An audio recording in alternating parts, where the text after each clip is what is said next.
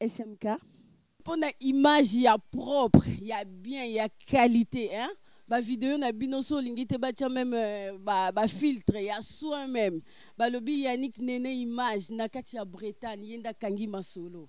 Hein? Boya boya boya boya ebele beaucoup zala jamais dessus. Ba bisous. Mouah. Bonjour, c'est Nina de Rennes. Si vous voulez avoir des images qualité nette, parfaite comme ça, pourcentage, contactez Yannick Nene Images en Bretagne, vous ne serez pas déçus. Bisous. Retrouvez sur notre chaîne YouTube Yannick Nene. Et si vous avez besoin de photographes pour vos cérémonies de mariage, de deuil, de baptême, d'anniversaire, ben, vous pouvez contacter Yannick Nene, il sera là pour faire de vos moments les plus précieux, des moments inoubliables. Le numéro sera affiché en bas de vos écrans, c'est le numéro sur lequel vous pouvez contacter le photographe et le caméraman. Bisous.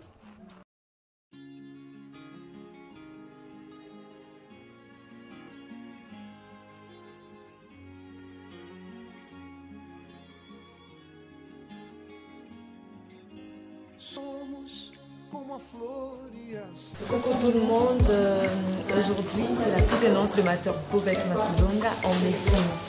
Et Bisson Leko, professeur, nous sommes très contentes. Alors nous sommes déjà là, nous sommes en train de préparer la table parce que après, juste après la soutenance, on va venir vous dire quelque chose. Ciao. Malonga kutikati nangai oakanizanga nalingi ye mingi napesa ye nini nasilima ye fongola dalola bangelu bakita toyemba mpona yo balongolaki nga na liste tango lipamboli. Moi, Jean, j'ai une voix qui porte. Hein. Donc presque au complet le jury, parce qu'hélas, monsieur Jean-Marie Kayembe ne peut pas nous rejoindre. Et donc on avait pensé essayer éventuellement de lui faire poser ses questions ou ses commentaires par téléphone, mais je crois que ça ne va pas être possible, hélas. Donc nous allons faire cette soutenance pour la thèse de doctorat de l'Université Paris-Saclay sans, hélas, sa présence, même par téléphone. Donc, ce que je propose, c'est qu'on se présente brièvement, les membres du jury. Alors, je suis Laurence Meyer, je suis PUPH en épidémiologie à l'Université Paris-Sud et aussi directrice adjointe de l'école doctorale de santé publique Paris-Saclay. Isabelle? Donc, Isabelle Valdi, je suis PUPH en médecine du travail et épidémiologiste et chercheuse à l'Université de Bordeaux. Virginie Ringa, je suis médecin épidémiologiste ici et je co-dirige l'équipe genre, sexualité, santé. Donc, Bénédicte Lénard, je suis chercheur dans l'unité où Bobette a fait sa thèse. Gabriel Tabeu, je suis PUPH d'épidémiologie à Paris 7 et je suis co-directeur de cette thèse avec Bénédicte Lénard. Nicolas Roche, PUPH de pneumologie à Peter Cochin, l'Université Paris-Descartes. Merci. Donc Bobette, le jury vous donne la parole pour environ 40-45 minutes pour nous présenter vos travaux de recherche. La parole est à vous. Des doctorats qui ont porté sur les particularités de l'asthme et de la femme. Je me suis intéressée à l'incidence, à l'évolution avec le vieillissement, notamment les associations avec la ménopause, ainsi que les facteurs de risque de l'asthme et de la femme. Le contexte de cette étude, c'est que l'asthme, c'est une maladie très prévalente. On compte environ 300 millions d'asthmatiques dans le monde et cette prévalence ne cesse d'augmenter, surtout dans les pays industrialisés. Les raisons, par contre, de l'augmentation de la prévalence de l'asthme ne sont pas connues. Et parmi les hypothèses pour expliquer cette augmentation, on évoque notamment l'augmentation des polluants et des allergènes dans l'environnement. Une autre hypothèse plus récente, dite hypothèse hygiéniste, stipule plutôt que c'est l'amélioration des conditions d'hygiène et la diminution des expositions précoces aux infections, notamment aux bactéries, qui expliquerait l'augmentation de l'incidence de l'asthme. Et plus récemment encore, cette hypothèse hygiéniste a été finalement élargie pour dire que c'est vraiment le style de vie occidental, notamment l'alimentation, l'obésité, qui expliquerait l'augmentation de l'incidence de l'asthme. Il faut par ailleurs dire que l'évolution de l'incidence de l'asthme est différente chez l'homme et chez la femme en fonction de l'âge. En effet, dans l'enfance, où l'asthme est souvent d'origine allergique, l'incidence est plus forte chez les garçons et l'asthme a une bonne évolution également chez les garçons. Cependant, à la puberté, il y a une inversion du sexe ratio. Et à l'âge adulte, l'asthme, qui est souvent non allergique, est plus fréquente chez les femmes, et c'est tout au long de la période de vie reproductive. Par contre, il y a très peu de données sur les différences hommes-femmes dans l'asthme après l'âge de 50 ans. En effet, les particularités de l'asthme et de la femme, c'est que la femme présente souvent un phénotype d'asthme non allergique, des débuts tardifs, et peut-être plus sévères et de moins bons pronostics. Et comme je vous l'ai dit, cette incidence évolue différemment chez l'homme et chez la femme en fonction de l'âge, ce qui a fait évoquer l'hypothèse des effets des hormones sexuelles dans la survenue de l'asthme. Pour les facteurs de risque, il y a également les événements de la vie génitale de la femme, notamment l'âge de la ménarche, le cycle menstruel, la grossesse ou certains traitements comme les contraceptifs et les traitements hormonaux de la ménopause, qui sont également associés à l'asthme de la femme, faisant suggérer un effet particulièrement des hormones sexuelles féminines dans la survenue de l'asthme. Cependant, une autre période de la vie de la femme marquée par des changements des niveaux d'hormones sexuelles, c'est la ménopause, et là, il y a très peu d'analyses dans la littérature. Parmi les facteurs de risque, il y a également l'obésité, qui interagirait dans l'association entre les différents événements de la vie génitale de la femme et l'asthme, parce que les études rapportent parfois que cette association serait significative seulement chez les femmes obèses et en surpoids. Et d'autres études rapportent également que l'obésité serait un facteur de risque pour l'asthme, seulement chez la femme, mais que l'association avec l'asthme de l'homme est peu marquée. Parmi les facteurs de risque, il y a également les facteurs environnementaux, dont l'exposition aux irritants, qui est plus associé à l'asthme non allergique et donc probablement plus associé à l'asthme de la femme.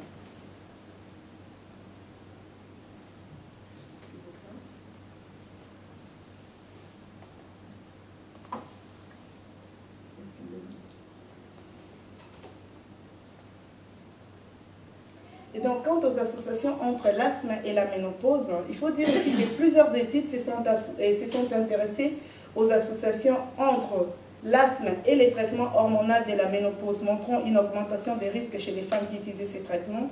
Cependant, il y a très peu d'études qui se sont intéressées aux associations entre l'asthme et la ménopause elle-même.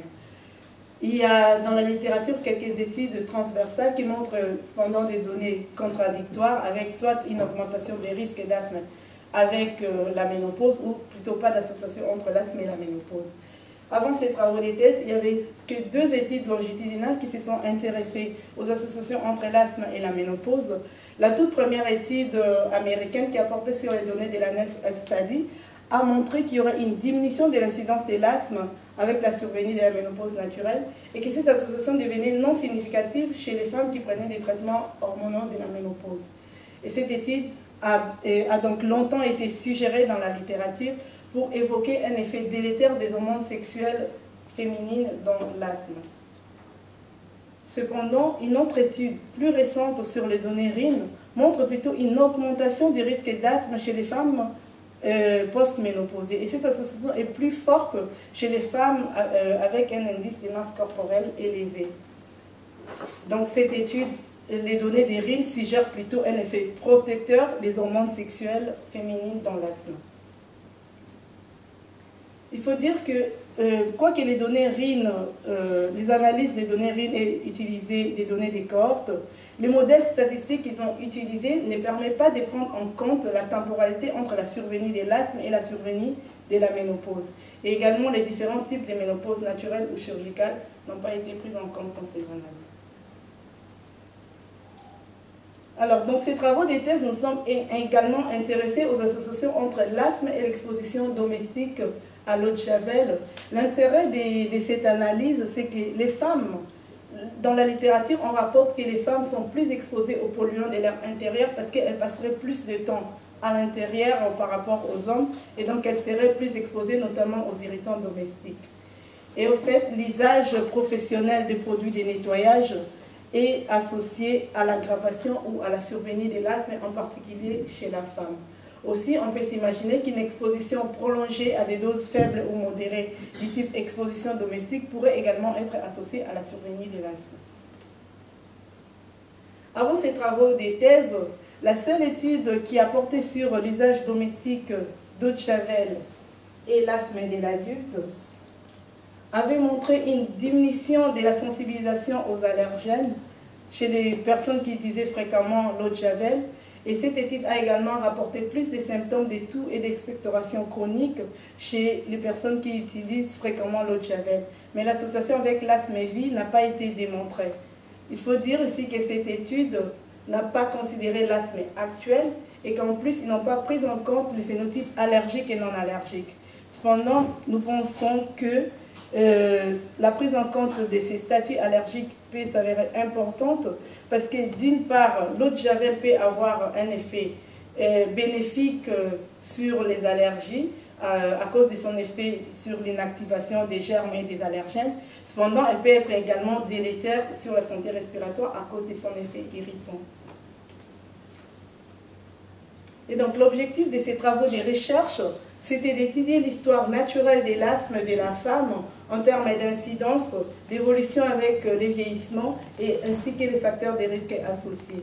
Donc dans un premier temps, chez les adultes en population générale, nous avons évalué l'incidence de l'asthme chez l'homme et chez la femme en regardant séparément l'asthme allergique et l'asthme non allergique et en prenant en compte l'indice de masse corporelle. Et ensuite, nous avons regardé également chez les asthmatiques la progression de l'asthme chez l'homme et chez la femme en termes de rémission ou de persistance, en prenant également en compte le statut allergique. Dans un deuxième temps, chez la femme uniquement, nous avons étudié l'association entre l'asthme et la ménopause, en prenant en compte les différents types de ménopause et les changements de l'IMC survenant avec la ménopause. Et enfin, nous avons regardé toujours chez la femme les associations entre la fréquence d'utilisation domestique d'eau de Javel et l'asthme en prenant en compte les profils allergiques et inflammatoires de l'asthme. Donc, je m'en vais vous présenter la première partie de ces travaux de recherche qui a porté sur les différences hommes-femmes dans l'incidence et la progression de l'asthme allergique et non allergique. Cette analyse a été effectuée avec les données SRHS. SRHS, c'est une vaste étude européenne qui a commencé entre 1991 et 1992. C'est une étude multicentrique et dans chaque centre, un échantillon de 1500 hommes et 1500 femmes âgés de 20 à 44 ans a été sélectionné et ces sujets avaient répondu à un autoquestionnaire postal. Ensuite, en deuxième phase, un sous-échantillon aléatoire de 300 hommes et 300 femmes a été sélectionné. Et cette fois, les sujets étaient invités à l'hôpital, avaient répondu à un questionnaire en face à face et des examens de spirométrie et des tests cutanés ont été réalisés.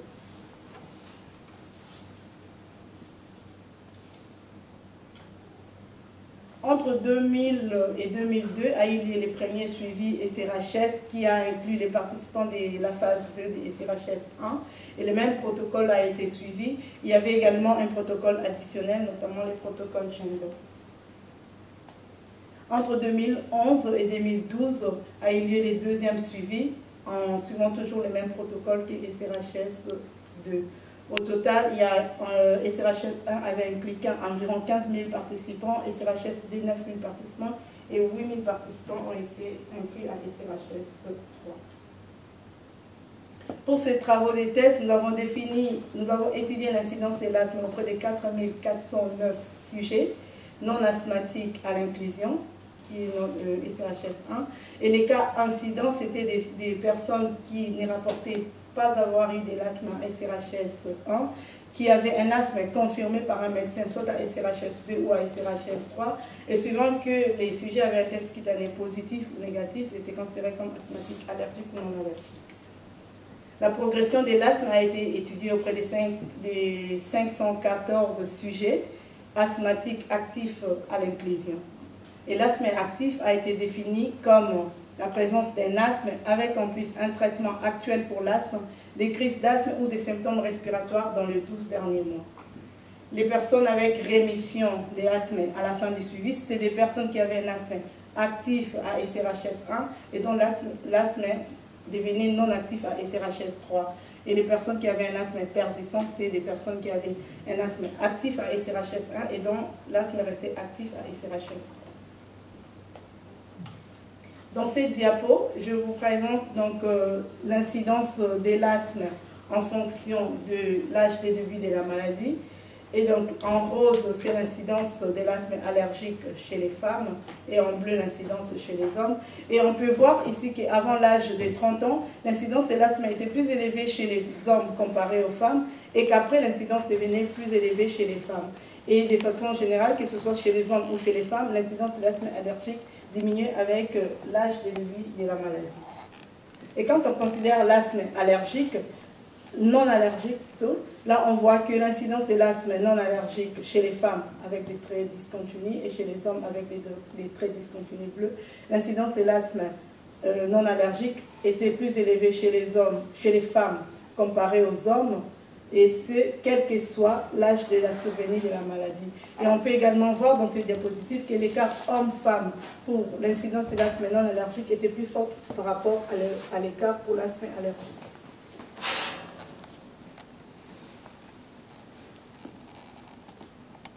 Dans ces diapos, je présente donc les risques cumulés de développer l'asthme au bout de 20 années de suivi.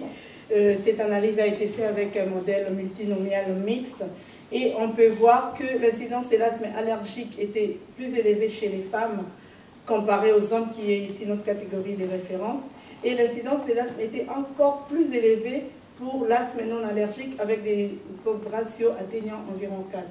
Et pour l'asthme non allergique, dans les différentes analyses des sensibilités, donc après exclusion des femmes sous traitement hormonal, après exclusion des personnes avec exposition professionnelle, chez les non-fumeurs ou après exclusion des personnes avec exposition domestique à l'eau de javel ou au spray, l'incidence de l'asthme non allergique c'est toujours plus élevée chez les femmes comparée aux hommes.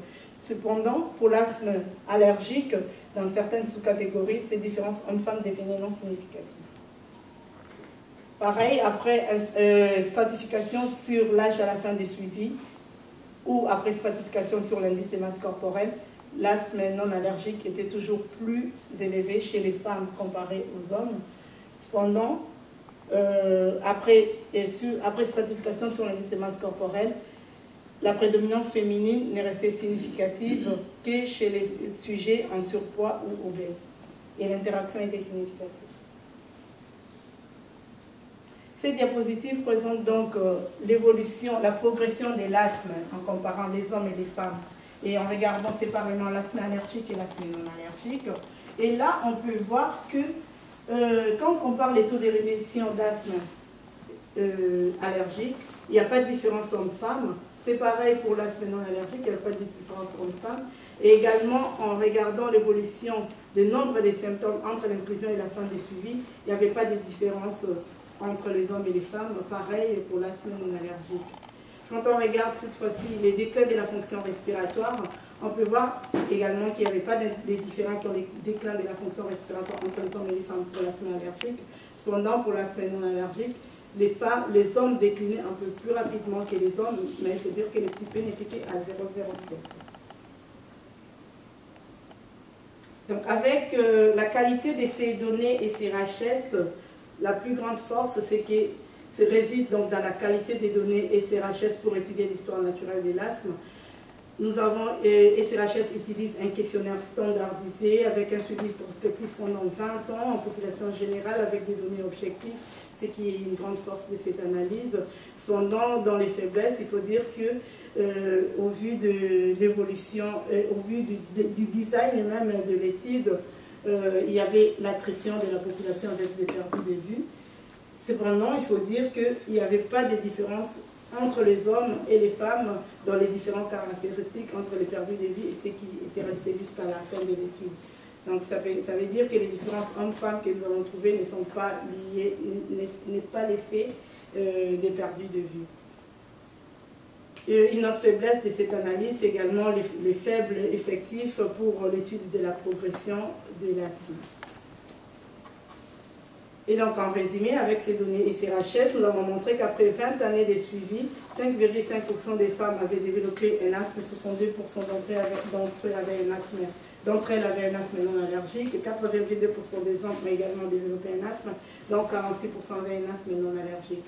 Nous avons montré que l'incidence de l'asthme allergique était plus élevée chez les femmes comparée aux hommes, mais ces différences n'étaient pas significatives dans certains sous-groupes, notamment chez les personnes avec un indice de masse corporelle inférieur à 25. Ces résultats suggèrent que l'excès des risques de l'asthme observé chez la femme serait peut-être attribuable à l'obésité.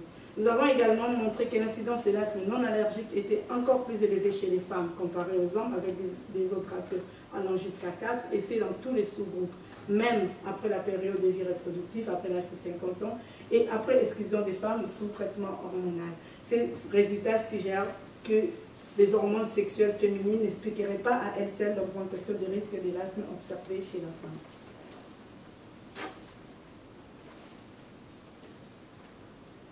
Je vais vous présenter donc la deuxième partie de ces travaux de recherche qui ont porté sur l'association entre la ménopause et l'incidence de l'asthme. Cette analyse a utilisé les données E3N. E3N, c'est une vaste cohorte française. C'est l'étude épidémiologique auprès des femmes de la Mutuelle Générale de l'Éducation nationale. Cette vaste cohorte a inclus environ 100 000 femmes qui sont suivies tous les 2-3 ans par un auto-questionnaire.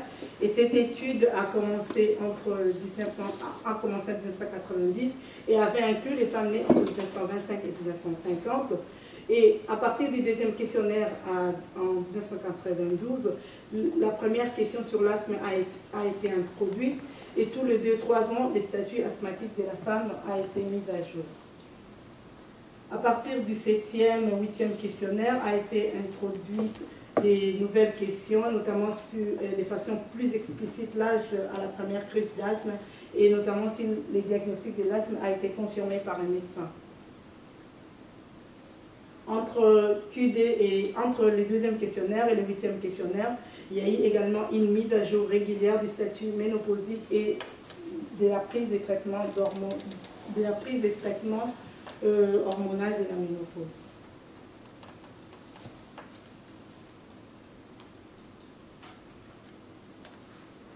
Donc pour ces analyses, nous avons défini comme asthmatique incident les femmes qui ne rapportaient pas avoir eu un asthme au deuxième questionnaire, qui est ici notre inclusion, et qui rapportaient un asthme entre le deuxième et le 8e questionnaire. Les femmes étaient considérées comme ménopausées naturelles si elles s'auto-déclaraient comme étant ménopausées, si elles avaient un arrêt des règles depuis au moins 12 mois sans aucune hystérectomie, ou si elles avaient déjà utilisé un traitement hormonal de la ménopause. Les ménopausées chirurgicales, c'était les femmes qui rapportaient une ovarectomie bilatérale avec ou sans hystérectomie. Et l'âge à la ménopause correspondait à l'âge aux dernières règles chez les femmes qui n'avaient jamais pris les traitements hormonaux de la ménopause. Et par ordre décroissant des priorités, on prenait soit l'âge à la ménopause autodéclaré ou l'âge de début des traitements hormonaux de la ménopause ou encore l'âge des symptômes ménopausiques. Et l'âge à l'ovarectomie a été considéré pour les femmes ménopausées chirurgicales.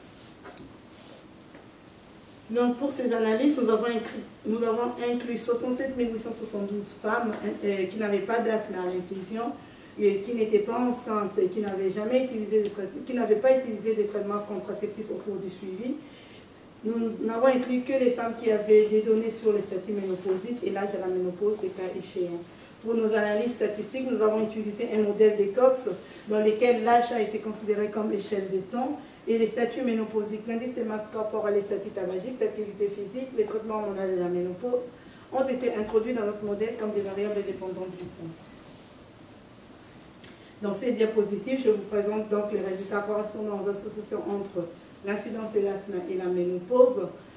Et donc, nous pouvons voir qu'au cours du suivi, il y avait eu 203 nouveaux cas d'asthme chez les femmes préménopausées, 865 chez les femmes ménopausées naturelles et 137 chez les femmes ménopausées chirurgicales. L'incidence de l'asthme a été de 1,20 pour les personnes âgées chez les femmes préménopausées, 1,43 chez les femmes ménopausées naturelles et 1,94 chez les femmes ménopausées chirurgicales. Et en appliquant notre modèle des Cox, nous allons voir qu'il n'y avait pas de différence dans l'incidence de l'asthme après une ménopause naturelle comparée à avant la ménopause. Cependant, après la ménopause chirurgicale, l'incidence de l'asthme était plus élevée comparée à avant la ménopause. Dans les analyses des sensibilités, nous pouvons également voir ici que l'incidence de l'asthme était toujours plus élevée chez les femmes ménopausées chirurgicales comparée aux femmes préménopausées.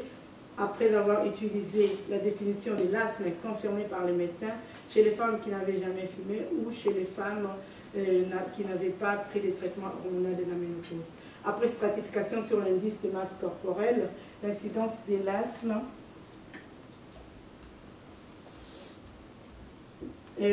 l'excès des risques d'asthme chez les femmes ménopausées chirurgicales n'est resté significatif que chez les femmes en surpoids et obèses. Cependant, il n'y avait pas d'interaction significative. Dans l'analyse que je viens de vous présenter, nous avons considéré chez les ménopausées naturelles deux périodes, la préménopause et la postménopause, en fonction de l'âge à la ménopause. Cependant, on sait que la ménopause naturelle n'est pas un phénomène brutal.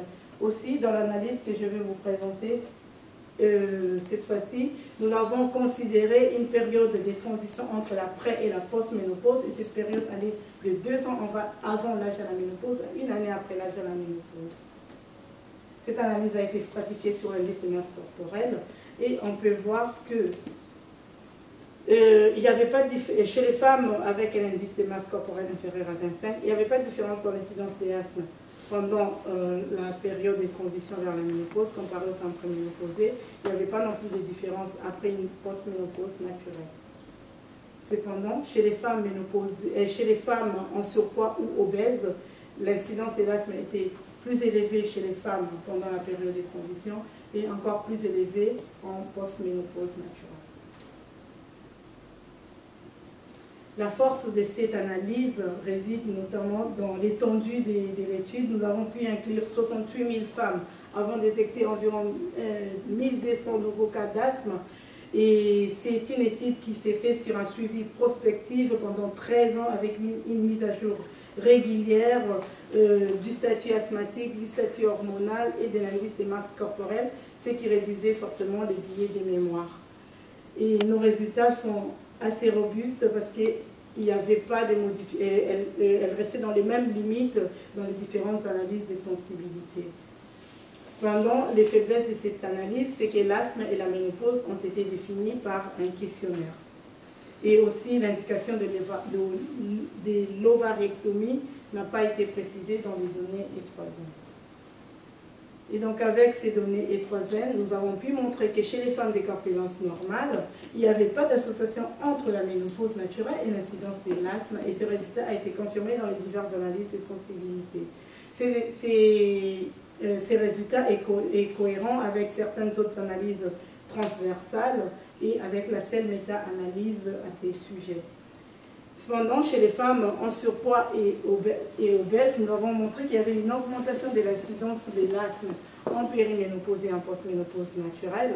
Ce résultat est contradictoire avec la toute première analyse sur les données américaines, mais est cependant cohérente avec la plus récente analyse sur les données féminines. Et donc, nos résultats suggèrent qu'il y aurait des interactions complexes entre les facteurs métaboliques, notamment les métabolismes du tissu adipeux, et les facteurs hormonaux dans la survenue de l'asthme. Nous pouvons également suggérer un rôle d'un déséquilibre hormonal, notamment un déséquilibre entre la progestérone et les oestrogènes qui interagiraient dans la survenue de l'asthme. Cependant, nos résultats ne supportent pas l'hypothèse selon laquelle les changements d'hormones sexuelles survenant à la ménopause seraient seuls responsables du changement de l'incidence de l'asthme après la ménopause. Nous avons également montré qu'il y avait une augmentation du risque d'asthme chez les femmes ménopausées chirurgicales comparé aux femmes ménopausées naturelles et aux femmes préménopausées. Ces associations étaient plus marquées chez les femmes en surpoids et obèses.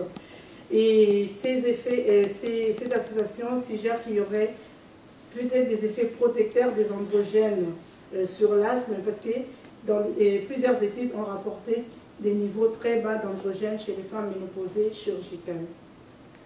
Cette association pourrait également être l'effet de la maladie sous-jacente ayant indiqué l'ovariectomie. Et l'effet du syndrome métabolique peut également être évoqué parce que le syndrome métabolique est associé à l'asthme et est plus fréquent chez les femmes avec ovariectomie bilatérale. Je m'en vais vous présenter la troisième partie de ces travaux de recherche qui a porté sur l'association entre l'usage domestique d'eau de javel et l'asthme chez la femme.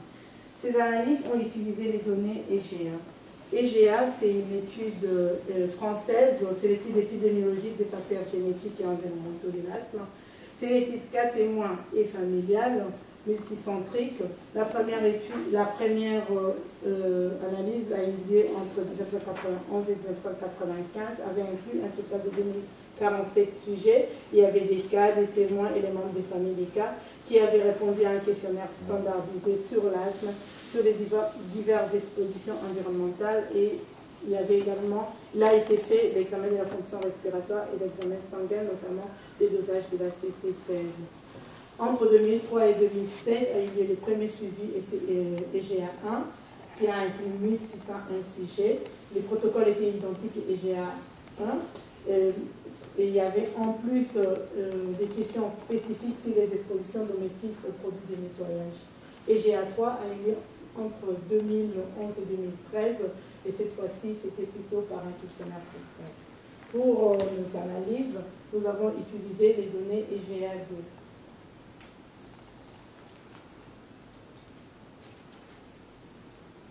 Et donc, nous avons défini comme asthmatiques actuels, allergiques ou non allergiques, des personnes qui rapportaient des crises d'essoufflement oricaux avec des sifflements dans la poitrine ou qui rapportaient des crises d'asthme et qui rapportaient en plus un traitement actuel ou des crises ou des symptômes respiratoires dans les 12 derniers mois.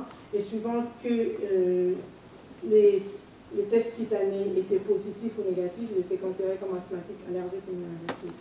L'hyperactivité bronchique a été définie comme une chute d'au moins 20% du VMS après l'administration de 1 mg de méthacholine. Nous avons défini les profils inflammatoires, comme l'éosinophilie a été définie comme un niveau des cellules d'éosinophiles supérieur à 250 cellules par millimètre cube, et la neutrophilie correspondait à plus de 5000 cellules par millimètre cube. Ces seuils correspondent au 75e percentile de la population EGA. Nous avons également utilisé les données du dosage de la CC16, qui est un marqueur non évasif des lésions épithéliales. L'exposition domestique à l'eau de javel a été définie par la question: combien de fois par semaine dans les 12 derniers mois avez-vous utilisé les produits suivants? Et donc nous nous sommes intéressés à l'eau de javel, et suivant que les femmes n'avaient jamais utilisé l'eau de javel ou l'avaient utilisé que moins d'un jour par semaine, étaient considérées comme non exposées. Cependant, les femmes qui avaient utilisé l'eau de javel 1 à 3 jours par semaine ou 4 à 7 jours par semaine étaient considérées comme exposées. Et l'exposition fréquente s'était définie comme une exposition 4 à 7 jours par semaine. Nous avons inclus pour nos analyses 607 femmes adultes, 213 d'entre elles avaient un asthme actif et 47 avaient un asthme non allergique. Dans nos analyses statistiques, nous avons utilisé la régression logistique multinomiale pour étudier l'association entre la fréquence d'usage de javel et l'asthme allergique et non allergique. Nous avons également utilisé des régressions logistiques binomiales et des régressions linéaires. Dans ces diapositives, je vous présente donc les autres ratios correspondant aux associations entre la fréquence d'utilisation d'eau de javel et les différents phénotypes d'asthme. Et donc, nous pouvons voir ici que l'usage fréquent d'eau de javel, donc 4 à 7 jours par semaine, n'était pas associé à l'asthme allergique. Cependant, elle était associée à l'asthme non allergique avec un autre ratio à 3,30. Après stratification sur l'âge de début de la maladie, on peut voir que pour un asthme débutant dans l'enfance, l'association entre l'usage fréquent d'eau de javel et l'asthme non allergique n'était plus significative. Cependant, pour l'asthme débutant à l'âge adulte, l'usage fréquent d'eau de javel était associé à l'asthme non allergique avec des autres ratios à 4,86.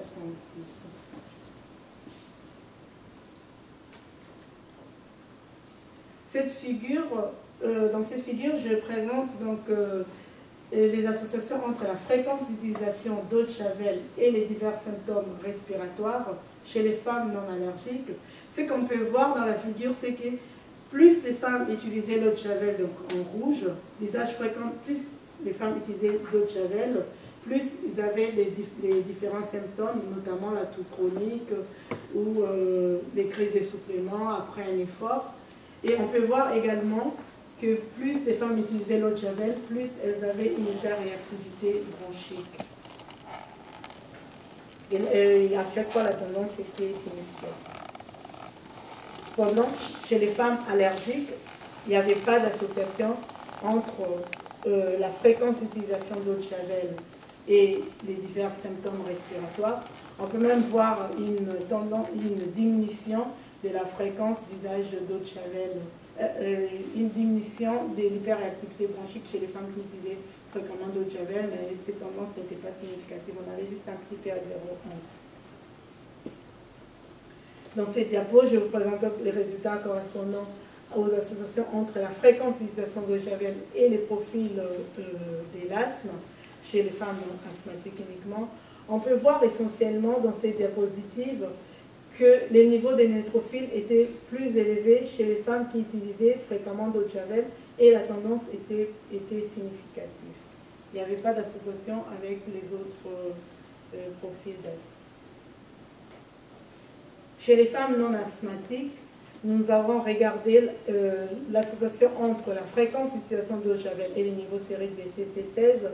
Et en fonction de nos hypothèses de départ, cette analyse a été stratifiée sur les statuts allergiques. Et on peut voir que les femmes qui utilisaient fréquemment l'eau de Javel avaient un niveau sérique élevé des CC16.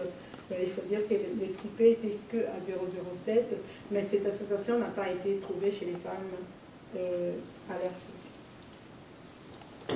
Et donc la qualité la force de cette analyse réside également dans la qualité des données EGA. EGA, c'est une étude dans laquelle les expositions environnementales sont très bien détaillées. Les questionnaires EGA, c'est un questionnaire standardisé. Et il y avait également des données objectives, notamment sur les tests cutanés, les dosages de CC16, l'hyperréactivité bronchique. Cependant, une des faiblesses de cette analyse, c'est que c'est le nombre des cas que nous avons introduits, notamment 40 femmes seulement avaient un asthme non allergique. Et également, nous avons utilisé des données transversales à EGAD, et donc on ne sait pas entre l'asthme et l'usage de l'eau de Javel, qu'est-ce qui est survenu avant. En résumé, avec ces données EGA, nous avons montré que chez la femme, l'usage domestique d'eau de Javel était associé à l'asthme actuel non allergique survenant à l'âge adulte. Et chez les femmes non allergiques, l'usage fréquent d'eau de Javel était associé au score des symptômes respiratoires, à la toux chronique, à l'hyperréactivité bronchique. Et chez les femmes non asthmatiques, nous avons observé un niveau élevé de CC16 stériques chez les femmes qui utilisaient fréquemment d'eau de Javel. Il faut dire ici que dans la littérature, les études rapportent une augmentation transitoire du niveau des CC16 après des expositions aiguës aux irritants. Cependant, il y a une diminution plutôt du niveau sérique des CC16 après exposition chronique. Aussi, dans l'EGA, nous n'avons pas la notion des délais entre la dernière utilisation d'eau de Javel et les dosages des CC16. Et donc, nos résultats sur la CC16 sont à interpréter avec précaution. Et au fait, en résumé, nos analyses peuvent suggérer que l'exposition aux irritants à des doses modérées, faibles ou faibles, du genre exposition domestique, peut également être associée à l'asthme non allergique. Et que cette association pourrait expliquer en partie l'augmentation du risque d'asthme non allergique chez la femme. En conclusion, nous nous sommes proposés d'étudier l'histoire naturelle de l'asthme de la femme en regardant les différences par rapport à l'homme, les associations avec la ménopause et les associations avec l'exposition domestique à l'eau de Javel. Et ces travaux de thèse ont permis de montrer qu'il y avait une augmentation des risques d'asthme non allergique chez les femmes comparé aux hommes pendant et après la période de vie reproductive. et chez la femme des corpulences normales, nous n'avons pas trouvé des différences dans l'incidence de l'asthme chez les femmes ménopausées naturelles comparées aux femmes préménopausées des mêmes âges. Cependant, chez les femmes en surpoids ou obèses, nous avons trouvé que la ménopause naturelle était associée à une augmentation des risques d'asthme. Et nous avons également montré que la ménopause chirurgicale était associée à une augmentation des risques d'asthme, et cette augmentation des risques était plus marquée chez les femmes en surpoids ou obèses. Enfin, nous avons montré que l'exposition domestique à l'eau de Javel était également associée à l'asthme non allergique de la femme. L'ensemble de nos travaux de recherche n'apporte pas d'argument en faveur d'un effet indépendant des hormones sexuelles féminines dans la survenue de l'asthme.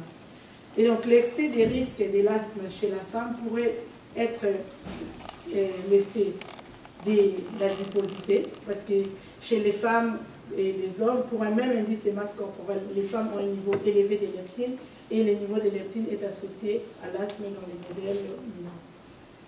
On peut également évoquer un déséquilibre des ratios entre les différentes hormones, notamment entre la progestérone et les estrogènes, ou entre les estrogènes et les androgènes.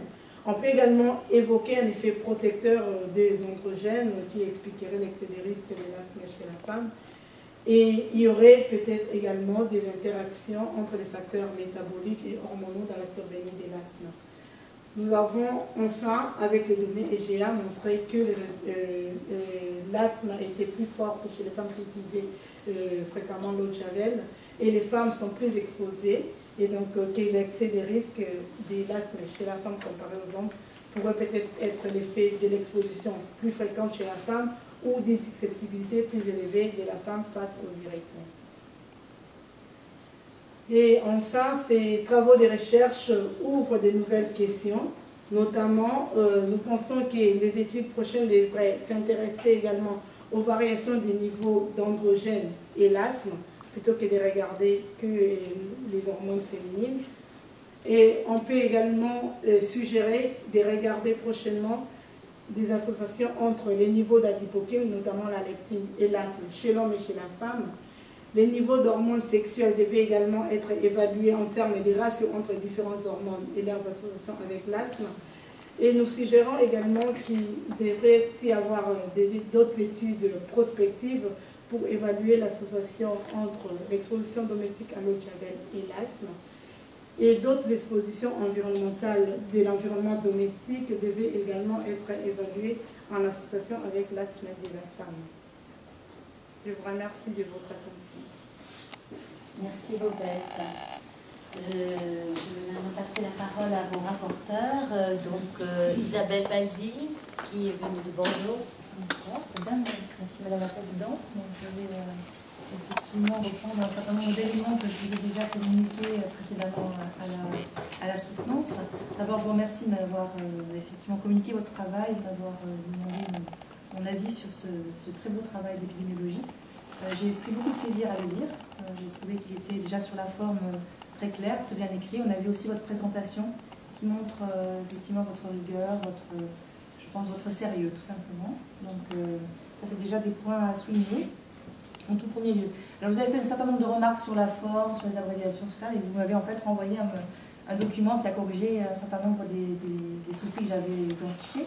Donc là aussi c'est un point à souligner parce que ça fait plaisir de voir que les remarques sont prises en compte aussi rapidement et aussi efficacement. Alors moi ce que j'ai aussi beaucoup aimé en dehors de la forme dont je viens de parler, c'est sur le fond, c'est la manière dont le travail est conduit. Parce que je trouve qu'il a été fait d'abord sur un sujet important, bien sûr, sur un sujet qui est dans l'ombre, qui est celui de l'asthme des femmes, insuffisamment traité, c'est clair, et sur lequel on a beaucoup d'ombre, mais surtout la manière de le faire, c'est cette description très détaillée.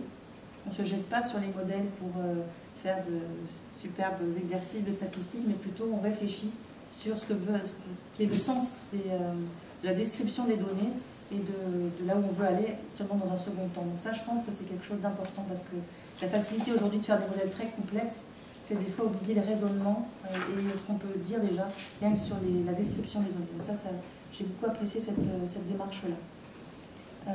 Alors, après, je vous ai fait aussi un certain nombre, je vous avais déjà un peu suggéré certaines questions que j'avais par rapport aux différentes parties de votre travail. Donc, je voulais souligner que la partie aussi contexte est très bien menée, très claire, qu'elle permet d'appréhender le sujet même quand on n'est pas dedans au quotidien, comme c'est mon cas. J'aurais peut-être aimé qu'il y ait un peu plus de données quantitatives sur les associations pour qu'on se rende bien compte, parce qu'on dit c'est plus élevé, etc. Mais dans la littérature, des fois, on a aussi besoin de voir un petit peu les chiffres pour mieux se rendre compte. Alors, c'est fait à certains endroits, mais peut-être de manière un peu plus systématique dans un tableau de synthèse aurait permis d'avoir une vision un peu synthétique. Bon, après, vous avez fait une remarque aussi sur la partie matériel et méthode, mais qui avait été aussi faite, je crois, par notre rapporteur, qui était, vous avez été un peu en difficulté de savoir si vous deviez faire une partie matériel et méthode générale ou bien la restituer dans les différentes parties. Peu importe, finalement, c'est pas si grave que ça. Et ce que vous avez fait permet quand même de bien suivre le fil de l'histoire. Alors, concernant les questions, moi j'en avais une, notamment par rapport à l'étude européenne, où, comme vous le savez, vous avez regardé la variable activité physique. Et cette variable-là, en fait, elle est quelque part, elle s'appuie aussi sur la notion d'essoufflement. Donc, je voulais savoir un petit peu comment vous avez pu finalement traiter cette variable indépendamment de la manière dont elle a été finalement collectée et définie. Puisque les troubles respiratoires faisaient partie justement de la manière dont on définissait, enfin pas les troubles respiratoires, mais plutôt les difficultés respiratoires, de la manière dont on définissait finalement un exercice physique suffisant, suffisamment important pour être considéré comme un vrai exercice physique. Est-ce que vous avez des éléments de réponse sur ce point? C'est vrai que la question telle qu'elle a été posée dans SRHS, dire à combien de fois vous vous avez au point d'être essoufflé.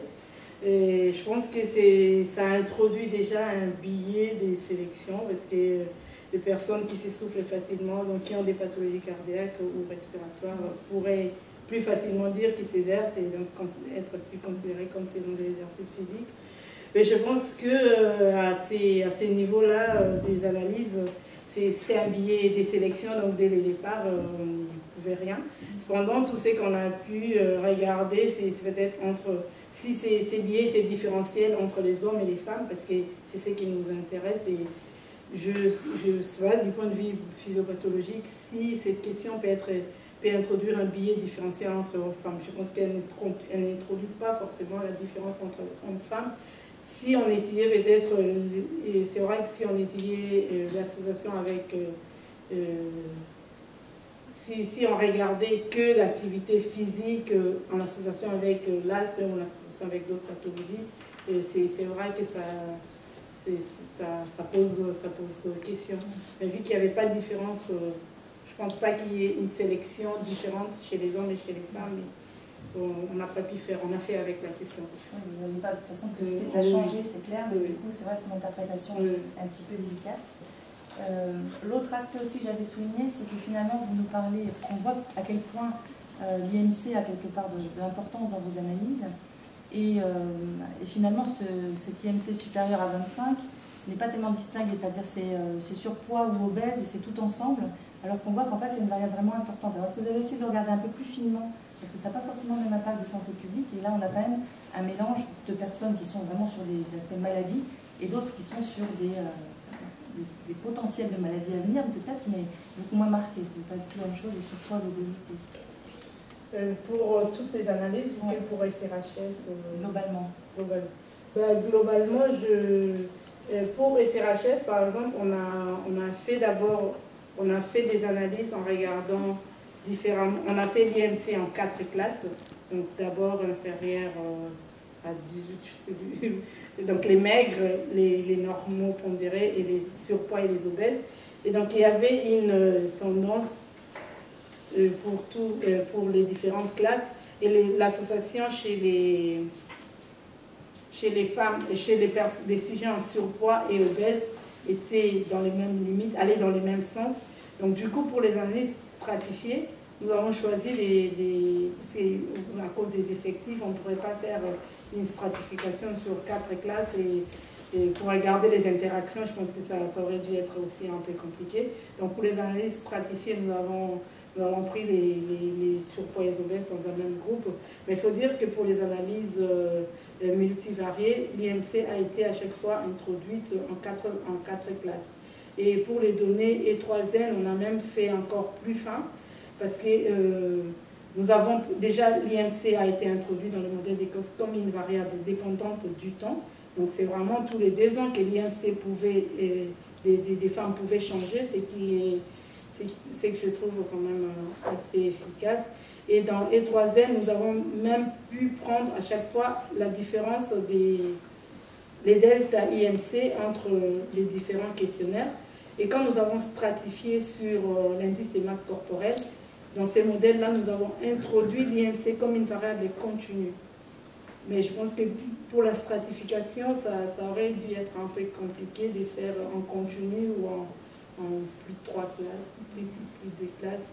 L'interprétation des interactions, surtout pour une variable continue, je ne vois pas comment Donc vous diriez qu'en fait les résultats sont identiques pour les femmes en surpoids et pour les femmes obèses? Pas identiques, c'est vrai que les associations sont plus fortes pour les femmes obèses, mais il y avait aussi, notamment pour SRHS, il y avait également une association chez les femmes en surpoids. Pardon, je pense que quand j'ai regardé l'IMC comme facteur des risques d'asthme allergique, non allergique, différemment chez les hommes et chez les femmes, je crois que le ratio était de l'ordre des 2 chez les femmes en surpoids et des 3 chez les femmes obèses, et il était encore moins chez les femmes maigres. Donc la tendance était plutôt... je pense qu'il y a... Je sais pas si... Ça a tellement de poids finalement dans ce que nous montrez que c'est vrai qu'on a envie d'un peu plus de finesse en direction là-dessus. Peut-être pour la publication, surtout SRHS, les papiers, c'est un premier draft qui va se retrouver, je pense qu'on peut faire plus. D'accord. Donc j'avais aussi toujours sur l'étude européenne en fait une question, puisqu'il y avait des données sur les expositions professionnelles dans cette étude, mais je ne sais pas si vous les aviez forcément dans votre fichier d'analyse. Est-ce qu'on aurait pu effectivement regarder d'un peu plus près certaines expositions professionnelles aussi dans cette étude-là ou pas dans vos analyses? Oui, pour l'instant, ce que nous avons pris, c'était l'exposition aux fumées, gaz, vapeur. Mais c'est vrai que dans les 3N et dans les CRHS, il y a également des données plus fines sur les diverses expositions professionnelles. Mais les problèmes avec les données SRHS dans l'évaluation de l'exposition professionnelle dont nous disposions, c'est qu'on prenait plus en compte l'exposition aux allergies, la sensibilisation aux divers allergènes. Et comme nous regardons différemment l'asthme allergique et non allergique, en prenant en compte ces genres d'expositions qui étaient plus des sensitizers, on risquait plus de considérer cette exposition comme étant associée à l'asthme, surtout chez l'homme, parce que c'est les hommes qui sont plus allergiques.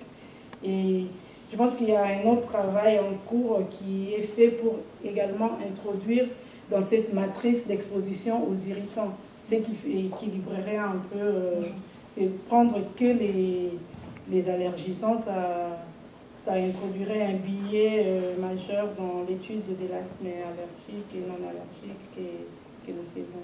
Domestique. Est-ce qu'il n'aurait pas été possible de regarder un peu plus aussi les expositions professionnelles de ces femmes? Parce que là, pour le coup, comme on sait que les expositions sont certainement beaucoup plus fréquentes et plus importantes, est-ce qu'elles n'ont pas éventuellement joué un rôle quand même dans vos résultats? Et est-ce qu'il aurait été possible de les prendre en compte un peu plus, en même temps que l'exposition domestique, pour ne pas se mettre en situation difficile par rapport à ces expositions? On a fait, je pense que je dis ça, on a fait une analyse des sensibilités en excluant les femmes qui avaient une exposition professionnelle. Là, on a pris les produits de nettoyage en général, donc on suppose que l'eau de Javel serait pris en compte. Donc, nous avons fait une analyse des sensibilités en excluant les femmes avec exposition professionnelle aux produits de nettoyage. Et nous avons même fait une analyse également en remplaçant, parce que dans EGA, nous avons pris les niveaux d'éducation comme proxy du statut socio-économique. Et à un moment, nous avons plutôt pris, à la place de l'éducation, nous avons introduit plutôt dans notre modèle statistique les expositions, les différentes professions. Et donc, nos résultats ne changeraient pas.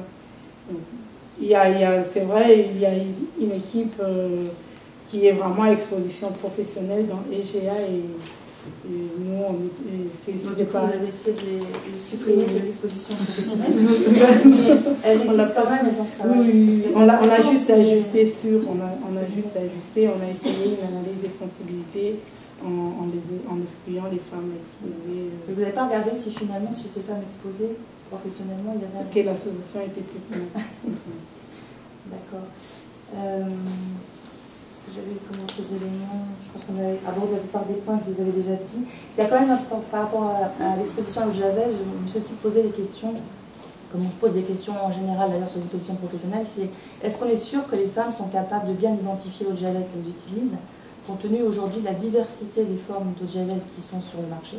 C'est plus forcément le bidon Lacroix classique de 5 litres, mais il y a plein de produits un peu dérivés qui contiennent plus ou moins d'eau de javel. Je ne connais pas bien le sujet, et je me suis demandé si finalement les femmes savaient toujours de quoi on parlait quand on parlait d'eau de javel, et si elles étaient capables d'identifier réellement ce qu'elles utilisaient comme contenant d'eau de javel.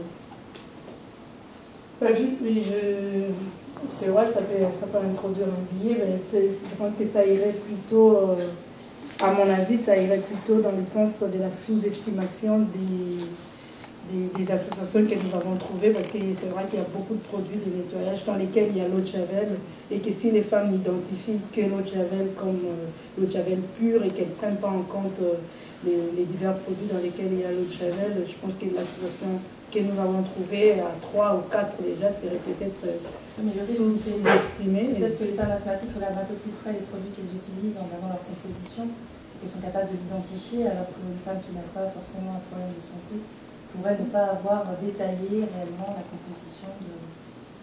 Ça c'est positif. Et est-ce que vous avez regardé un petit peu justement ce qui était sur le marché? Parce que j'imagine qu'il y a des formes nouvelles. Est-ce qu'il y a des choses... Est-ce qu'il pourrait y avoir aussi des liens par rapport à des formulations particulières? Selon que c'est effectivement des... Il y a des tablettes qui se dissolvent, il y a des sprays, il y a des... Est-ce que cette notion de formulation du produit a un sens? Est-ce que ça pourrait... Oui, je pense que ça a un sens. Et au fait, dans EGA, je pense qu'on n'a pas cette notion-là de la forme de l'eau de javel, si c'est oui ou non, combien de fois. Mais il y a une étude qui a été faite par, je ne me rappelle pas du nom de l'auteur, mais c'est plutôt une étude professionnelle.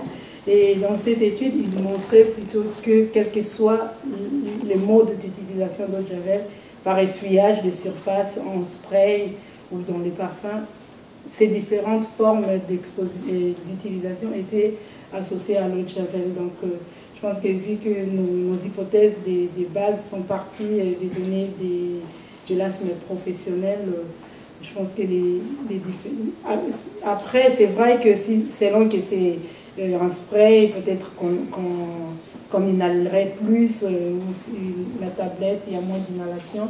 Mais sinon, il y a une étude professionnelle sur l'asthme professionnel qui a plutôt montré que les diverses formulations étaient associées à un risque d'asthme. Alors, une toute dernière question sur le javel, après je pourrais. C'est finalement, on a quand même une prise de conscience des risques liés au chlore, au javel, etc. Est-ce que ça a un impact finalement sur les ventes de ces produits-là? Est-ce qu'aujourd'hui, on en utilise moins qu'avant? Ou plus, j'en sais rien, parce que justement on parlait de diversification des formes de commercialisation. Est-ce que vous savez ce qu'il en est ou pas, en termes de volume de javel utilisé par les ménages? Est-ce que ça a tendance à diminuer? Autrefois c'était le produit de référence pour tout ce qui était des infections à la maison. Franchement, je n'ai pas des détails sur ça. D'accord. Ma dernière question, ça va être où en sont finalement ces publications que vous avez effectivement pas, je ne sais pas, où est-ce que vous en êtes? Et donc, le deuxième travail sur les 3 N n'a pas été accepté dans l'European Journal of Epidemiology. Et là, nous l'avons soumis encore au Clinical Epidemiology. D'accord, pour beaucoup de persévérance pour passer ces papiers. Même très intéressant, c'est pas toujours sur les bons rapporteurs non plus. Enfin, sur ceux qui ont un intérêt pour le sujet en tout cas. Bon, je vous remercie en tout cas parce que j'ai appris beaucoup de choses au travers de votre thèse. Je pense que vous êtes quelqu'un d'effectivement très rigoureux, organisé. Les résultats que vous avez produits sont particulièrement intéressants. Donc je suis sûre que vous arriverez à les publier. Il ne faut pas se décourager, même s'il y a quelques mauvaises nouvelles. Et voilà, donc je ne sais pas quelle est votre... Je peux vous poser des questions sur la suite. Est-ce que vous savez ce qui se passera après la thèse ou pas encore? Je ne sais pas de façon précise, mais bon, je compte plus travailler dans l'épidémiologie des terrains, plutôt interventionnel. D'accord, très bien. En tout cas, tous mes vœux pour la suite. Merci. Et félicitations pour ce travail. Merci Isabelle. Je passe la parole maintenant à notre deuxième rapporteur qui est M. Nicolas Roche. Merci beaucoup. Je vous remercie à mon tour pour m'avoir donné l'occasion de lire ce travail. J'ai également appris plein de trucs et j'ai trouvé que c'était très agréable à lire, très bien structuré. Alors effectivement, on peut débattre sur la position de telle ou telle partie, mais globalement, c'était très bien structuré, très clair, avec un déroulé finalement très logique, ce qui est toujours plus facile, plus agréable à lire aussi. Et puis bien sûr, sur le plan méthodo, pas épidémiologiste, pneumologue seulement, mais enfin j'ai eu l'impression que les méthodes que vous aviez déployées, utilisées, étaient vraiment rigoureuses et que ça permettait d'avoir des résultats assez, voire même très robustes et fiables. Donc ça donne confiance dans les résultats en question. Alors, bon, forcément, j'avais quelques questions, une que je vous avais posée dans le rapport et que j'ai vu que vous aviez adressée, comme on dit, qui était sur la part respective sur le plan un peu physiopathologique de l'obésité capable de produire des hormones sexuelles par le tissu adipeux, des changements de statut hormonal au fil du temps, en sachant que c'est extrêmement difficile de trancher cette question, je pense, parce qu'il faudrait avoir des dosages et vous les avez pas. Globalement, personne ne les a, donc vous avez des hypothèses, vous, là-dessus, sur le... Enfin, vous en avez parlé un peu déjà, hein, des hypothèses là-dessus sur le rôle respectif du tissu adipeux en tant qu'à la fois cause et composante du syndrome métabolique, mais aussi producteur d'hormones sexuelles qui pourraient à leur tour influencer sur les voies aériennes, on sait qu'elles peuvent avoir une influence. Tout est un peu entremêlé, mais notre hypothèse de départ, c'était celle qui est répandue dans la littérature, selon laquelle les hormones sexuelles féminines seraient néfastes pour la santé respiratoire. Donc on est parti de là. Et nous avons finalement trouvé que les changements des niveaux d'hormones sexuelles tout seuls, au moins du point de vue épidémiologique, ne supportaient pas cette hypothèse. Cependant, nous avons trouvé des associations que chez les femmes en surpoids ou obèses. Alors, nos hypothèses, c'est que Laetitia adipée, c'est vrai que d'une part, il a un rôle endocrine avec la sécrétion déjà de l'aromatisation des estrogènes, mais d'autre part, Laetitia adipée produit également les médiateurs pro-inflammatoires, l'IL6 et TNF-alpha, tout ça. Et donc, déjà, cet environnement pro-inflammatoire du tissu adipeux peut à lui seul expliquer l'augmentation de l'asthme, même s'il n'y avait pas forcément les niveaux d'hormones sexuelles. Mais d'autre part, il y a également ces mêmes tissus adipeux qui produisent la lectine, qui à son tour a des actions au niveau cérébral, dans l'axe hypothalamo-hypophysaire, avec production finalement d'estrogènes. Donc, pour nous, je pense que les hormones sexuelles pris tout seuls, comme ça, indépendants, c'est difficile de les incriminer. Et en même temps, on n'a pas des dosages.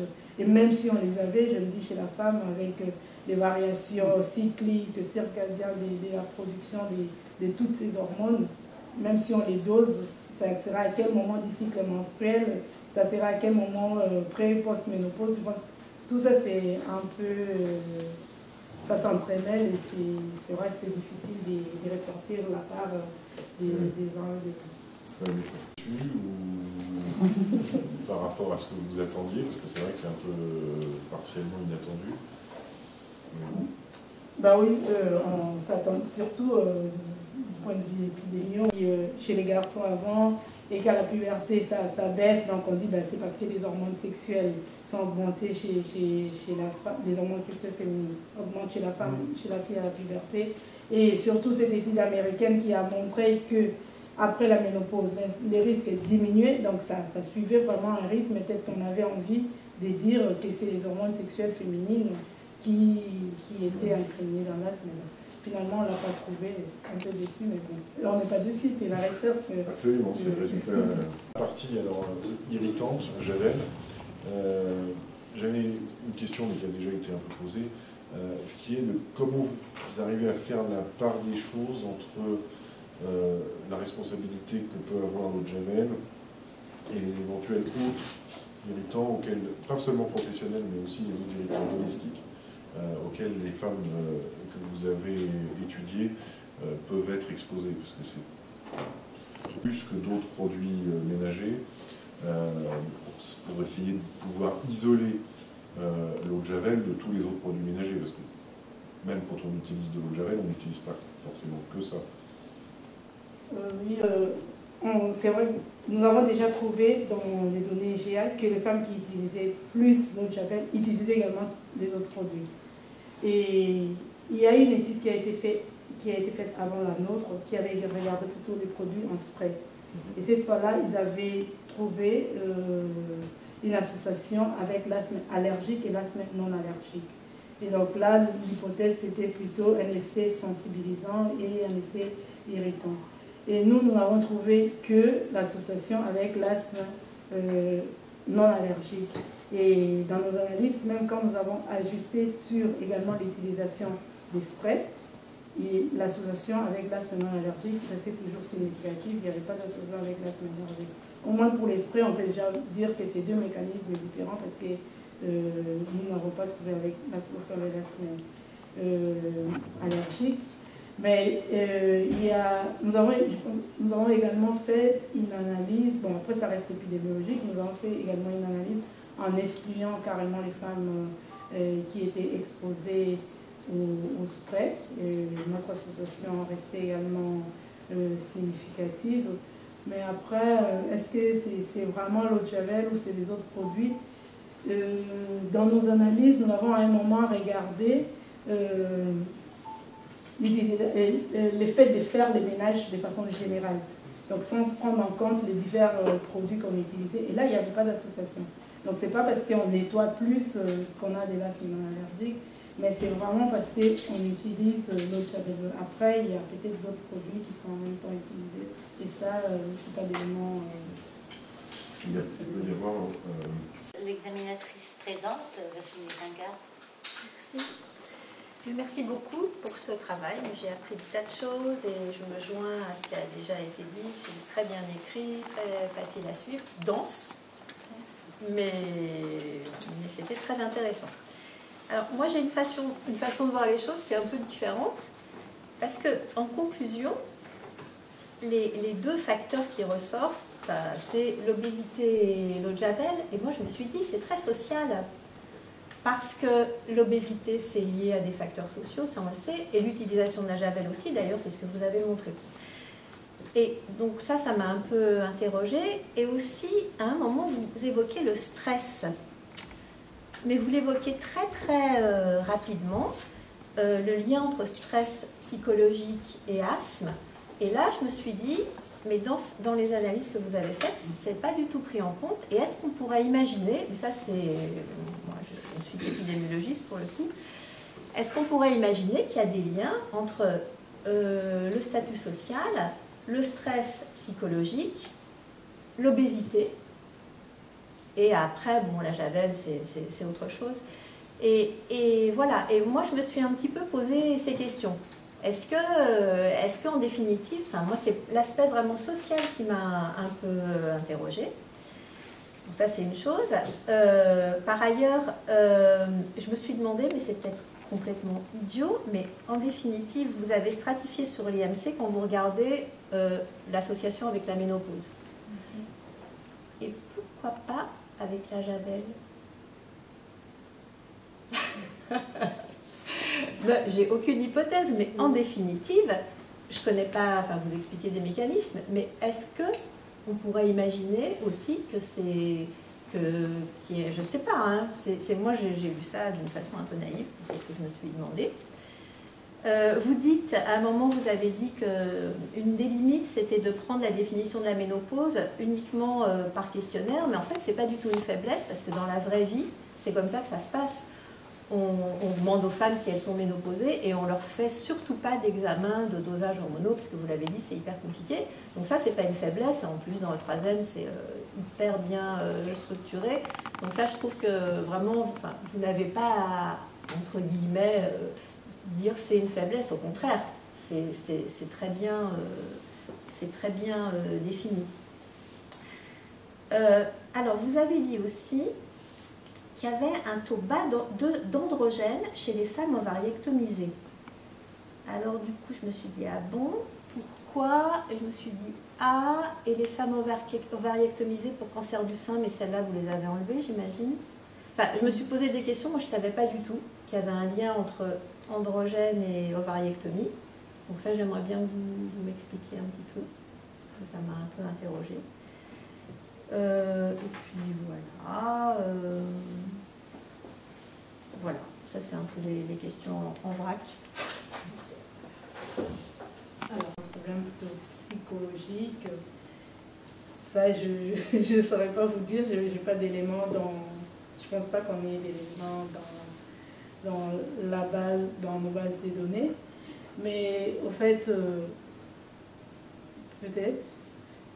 Mais je ne vois pas comment en fait, que les stress psychologiques seraient associés à l'asthme et qu'ensuite, et la ménopause des dents, je ne vois pas du tout ça. En tout cas, l'asthme, c'est connu de façon, on va dire, chez les personnes tout venant, ça fait partie des maladies qu'on dit psychosomatiques. Okay. Et donc potentiellement liées à quelque chose d'ordre psychologique. Et donc on peut aussi imaginer que la ménopause, on ne peut pas imaginer, on sait que la ménopause c'est un moment aussi de beaucoup de changements, pas forcément de stress. Donc voilà, c'était juste pour enfin je vous demande pas forcément de répondre, mais effectivement peut-être vous pourriez regarder, et d'ailleurs vous les citez, il doit y avoir des études sur le lien entre le stress, les aspects psychologiques et l'asthme.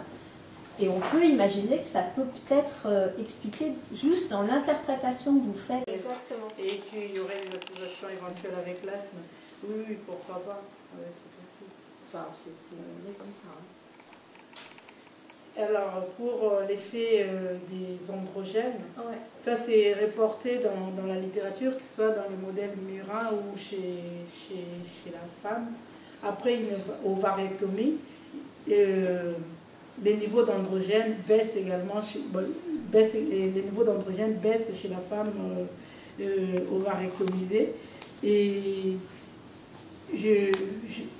j'ai lu, mais je ne me rappelle plus de l'auteur, donc du coup, je l'ai dit avec un certain doute. Je pense que la stroma ovarienne sécrète des androgènes, et donc quand on enlève tous les ovaires, les niveaux des androgènes baissent aussi également. Donc, du coup, chez une femme ménopausée, naturellement, il y a peu de production d'estrogènes, mais la stroma continue à sécréter des androgènes, alors que chez la femme ovariectomisée, ces niveaux baissent. Ce qui fait qu'il y a une bonne différence pour les androgènes, mais les niveaux d'estrogènes baissent après les deux types de ménopause. Et donc, dans la littérature, il y a de plus en plus d'études qui supportent plutôt un effet protecteur des androgènes. C'est notamment même les études qui sont faites à la puberté. Et pourtant, c'est de là qu'est partie l'hypothèse, c'est des études faites à la puberté qui est partie l'hypothèse selon laquelle les hormones sexuelles féminines seraient néfastes pour l'asthme. Mais les études qui ont, notamment l'étude de Vink, qui a regardé l'association entre les divers stades de développement pubertaire et la survenue de l'asthme, ils n'ont pas trouvé d'association. Donc du coup, on se dit c'est peut-être l'effet de l'augmentation des androgènes plutôt chez les garçons qui diminuerait ces ratios hommes-femmes et non pas l'augmentation des estrogènes chez la fille. Mais après tout ça, ça reste épidémiologique. Il n'y a pas d'études avec... en tout cas, à ma connaissance, il n'y a pas d'études avec dosage hormonaux et survenue de l'asthme Et je pense que peut-être prochainement, c'est des choses à regarder. Il y a des études dans les modèles murins, par exemple, qui montrent qu'après une ovariectomie,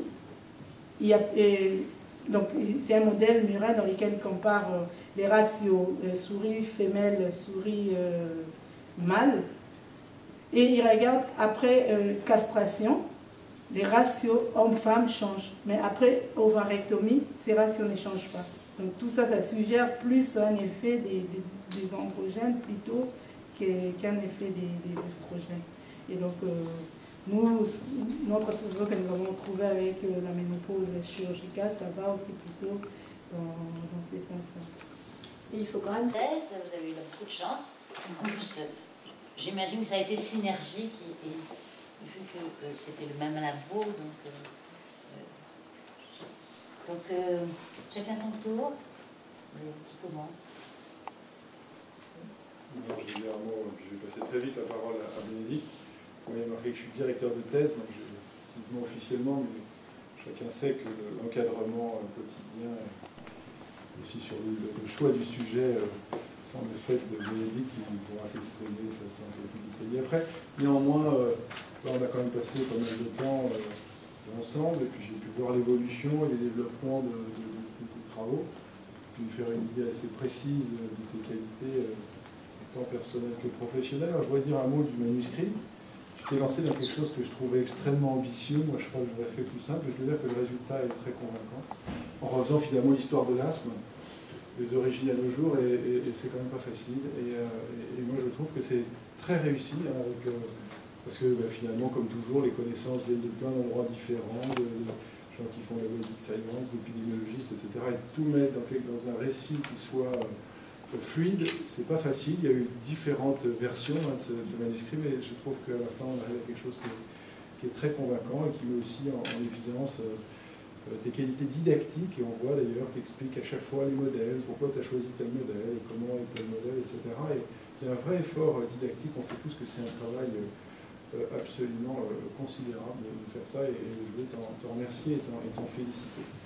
Ensuite, tes qualités professionnelles, nous on t'a vu arriver il y a 3 ans maintenant, tu as commencé par une grossesse, alors, et je dois dire que j'en profite pour dire que c'est très réussi parce qu'on n'a pas entendu un bruit pendant toute la thèse, c'est quand même à mon avis une performance.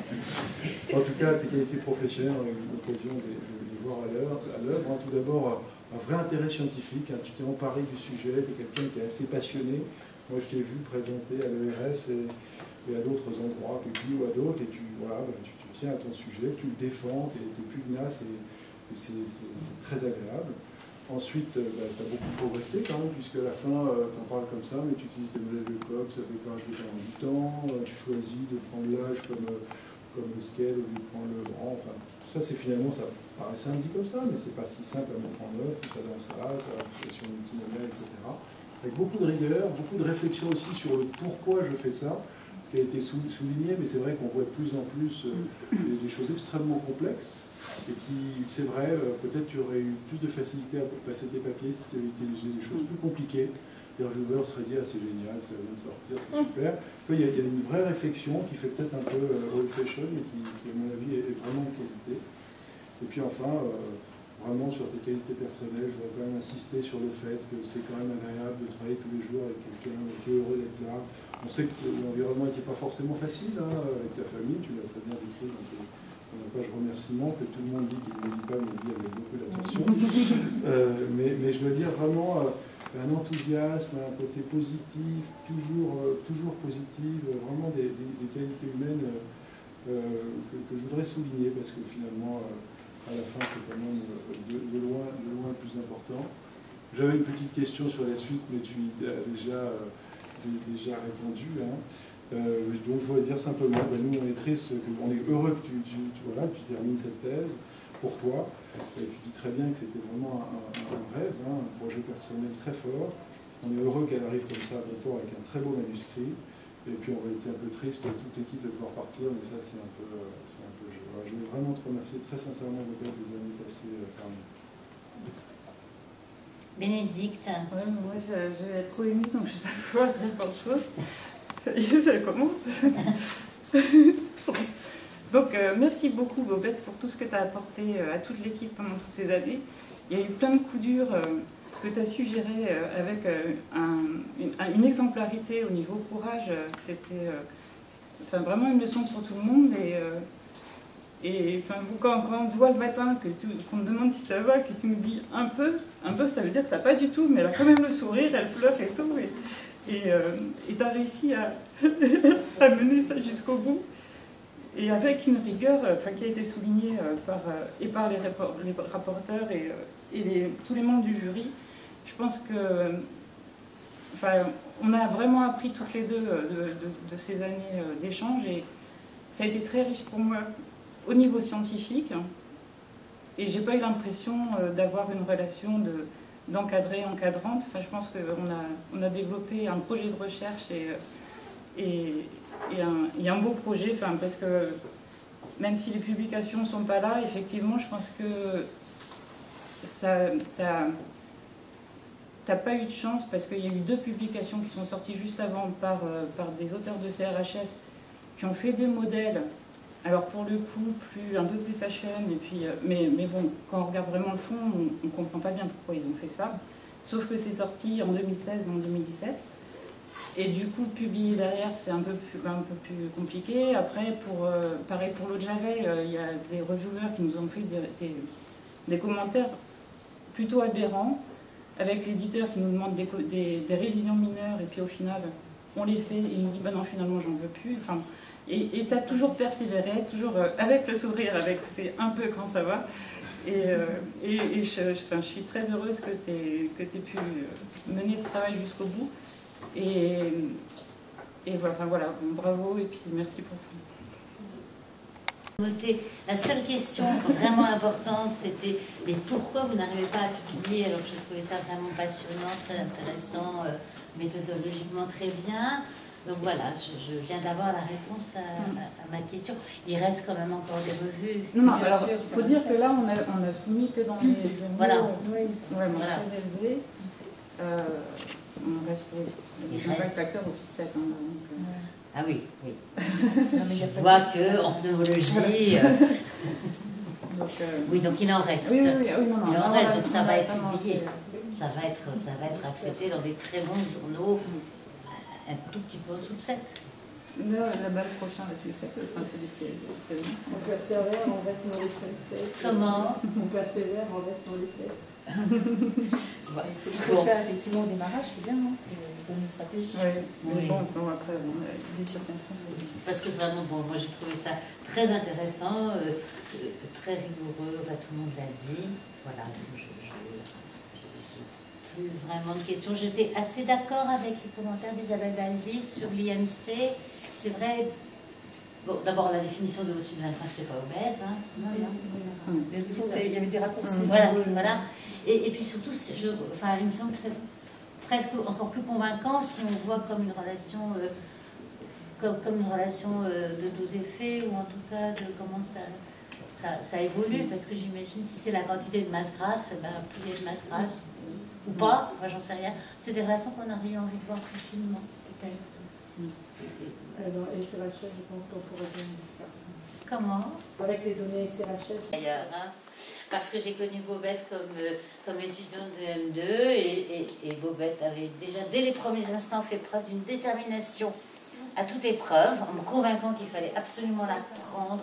Je ne sais plus, il manquait peut-être un petit truc, je ne sais plus ce qu'il y avait. Mais enfin, en tout cas, Bobette était venue dans mon bureau pour me convaincre qu'il fallait la prendre. Et je n'ai absolument jamais regretté une seconde d'avoir accepté, malgré le, je ne sais plus quoi, le tout petit truc qui me manquait. Voilà, tu as été une étudiante remarquable de master, avec pareil, les qualités qui ont été dites, de courage, de détermination, d'enthousiasme, de rigueur, voilà, ça a été... Donc je suis particulièrement heureuse de siéger à titre personnel sur ce jury de thèse aujourd'hui, et particulièrement heureuse du fait qu'on va délibérer, donc on ne connaît pas encore le résultat. Hein. On va se réjouir tout à l'heure. Pour l'instant, il faut rester... On ne sait pas. Donc je vais demander à la salle de se retirer, ceux qui connaissent le chemin, pour inviter les autres.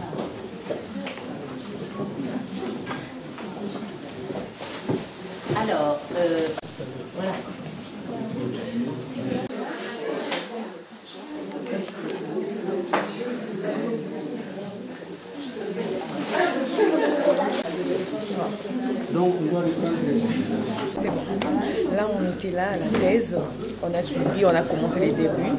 Et là, à la fin, je suis vraiment très émotionnée et je suis très contente parce que ma soeur, elle a assuré.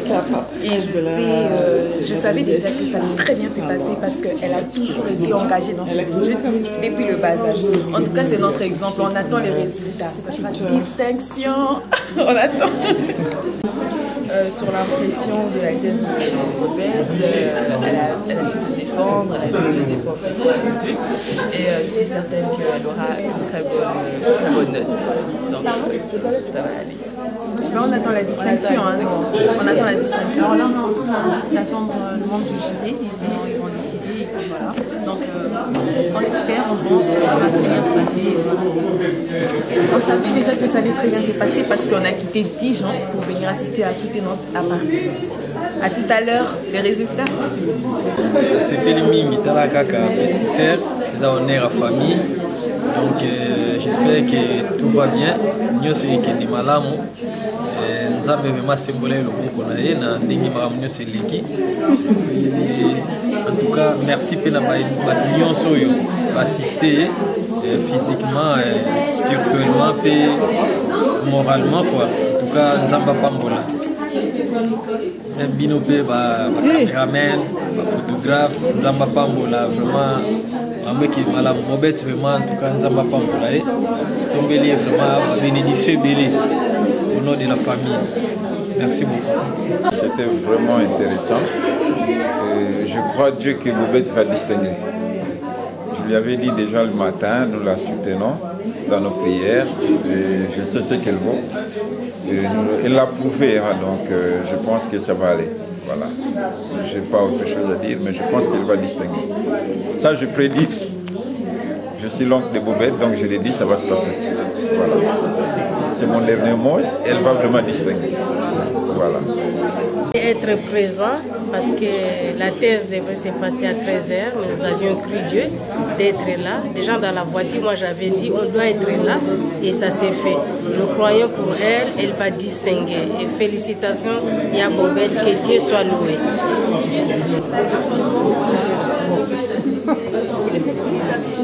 Ah, faut que je prenne une photo pour vous.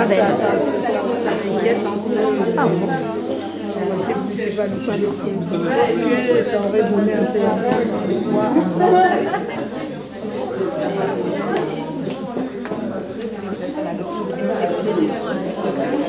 il y a une claire à Kinshasa, une élève de professeur et de médecin. Je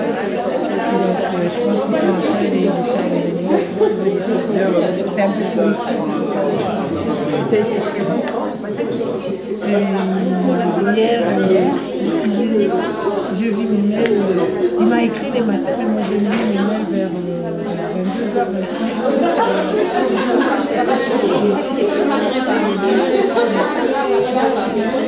Il devait prendre son vol hier, il n'a pas pris. Le jury s'est retiré, a délibéré, ça n'a pas été très difficile. Et à l'unanimité a décidé de vous accorder le grade de docteur en santé publique de l'université Paris-Sud, Paris-Saclay.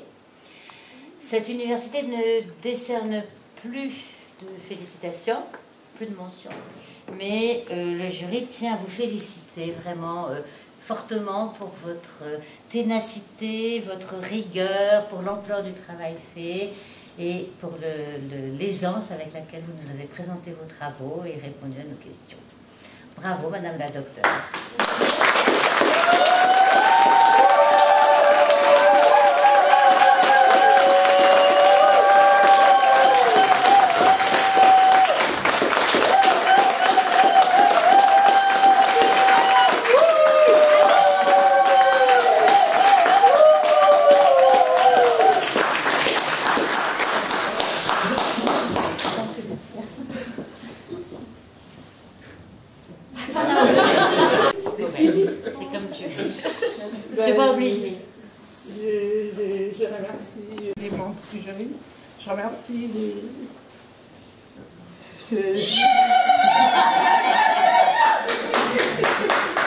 Je remercie merci les professeurs Roche d'avoir accepté d'examiner ces travaux.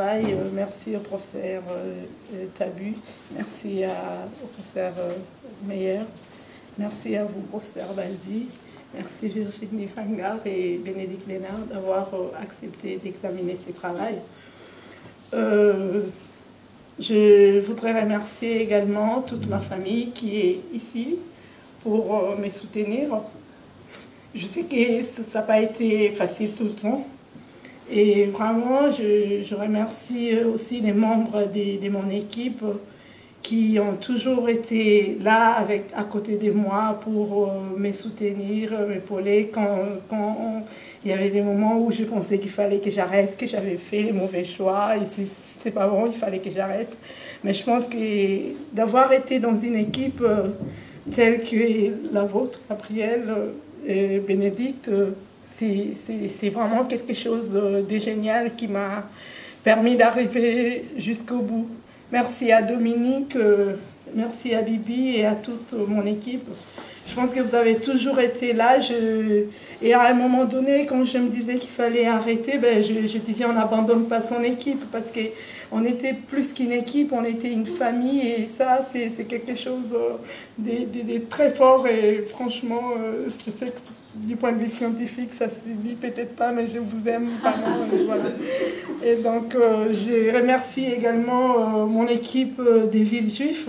Je l'appelle toujours mon équipe parce que c'est là que je fais mes premiers pas en épidémiologie. Donc, Rachel Nadif, Raphaël qui a toujours été là dans mes modèles statistiques, Nicole Lemoyle qui m'a appris les premiers pas en épidémio et toutes mes autres co-doctorantes.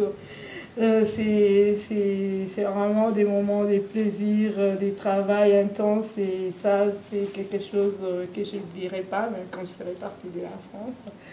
Et donc je remercie aussi toute ma famille, notamment ma sœur qui a fait aujourd'hui plus de 8000 km pour être là.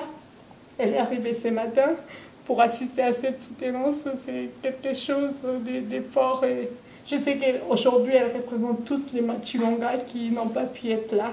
Et donc, merci beaucoup. Je dis Ya Belle-Fille parce que chez nous, il faut mettre Yaya devant les prénoms de la sœur pour dire que c'est la grande. Et donc, aujourd'hui, elle représente mon père qui n'a pas pu être là, qui m'avait encouragée en ce début des tests. Il avait cru qu'il croyait en moi, il pensait que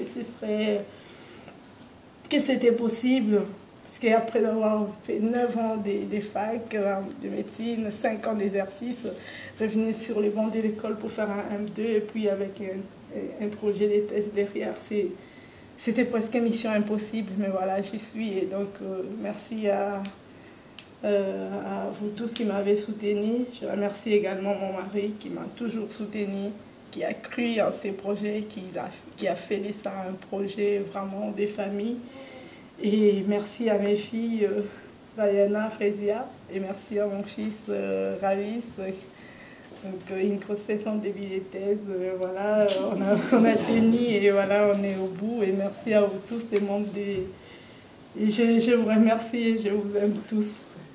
Et donc finalement, je terminerai ces mots en remerciant les bons dieux et en remerciant mon père qui, là-haut dans le ciel, il doit être en train de me regarder, il doit être fier de moi. Je vous remercie tous. Merci.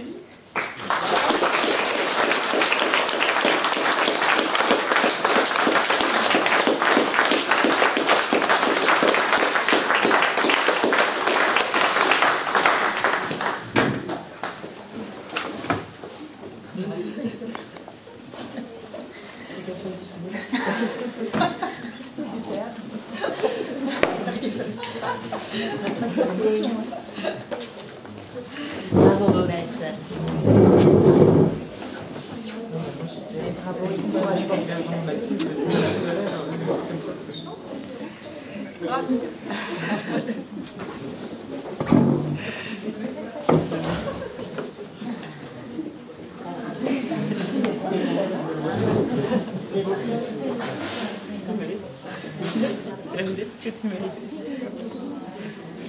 Allez, je vous invite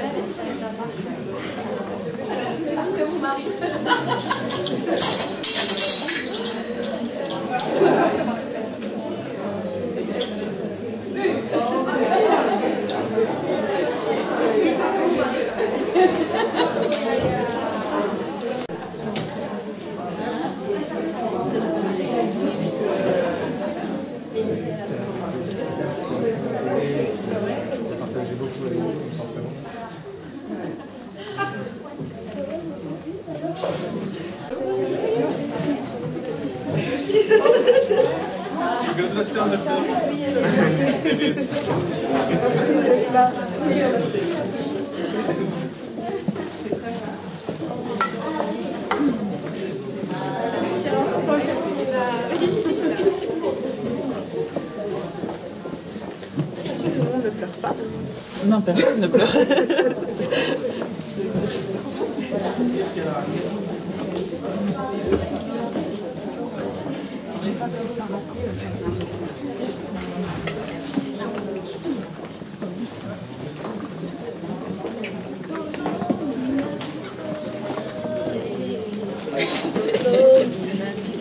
Dia bebê sifflete.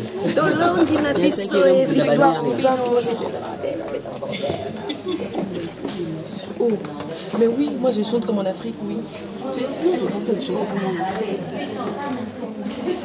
On a gagné.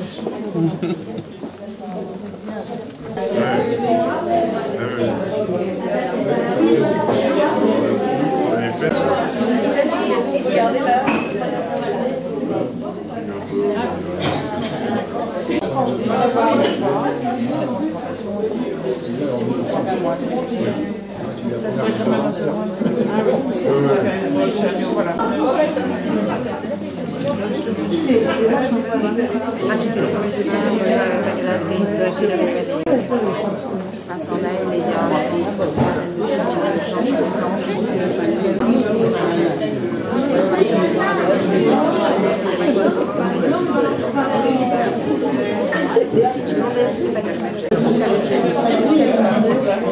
Est-ce que celle-là, il n'y avait pas...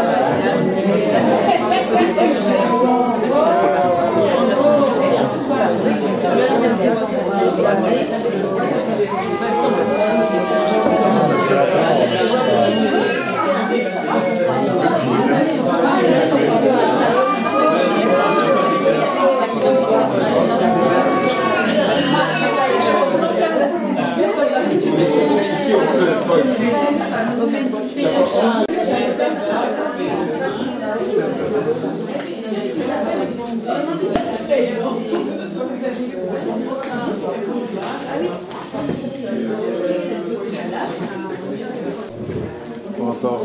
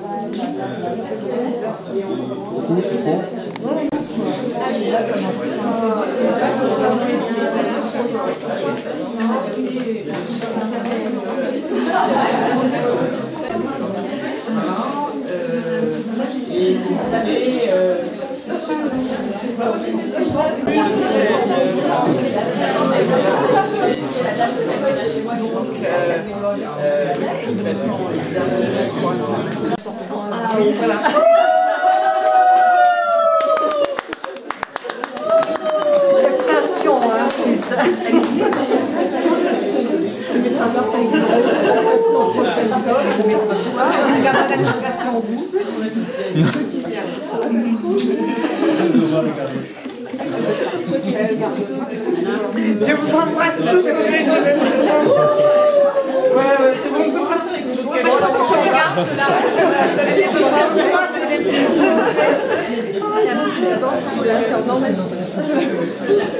Oui. Tu vas dire au revoir. Par contre, c'est toi le temps. Je suis un peu trop de la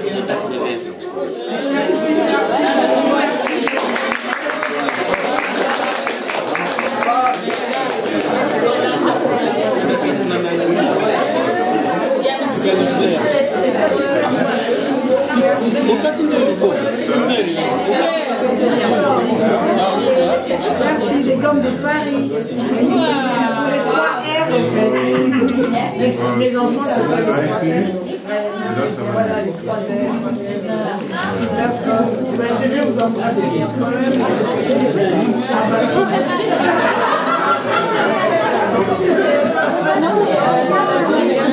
Pourquoi tu n'es pas chercher?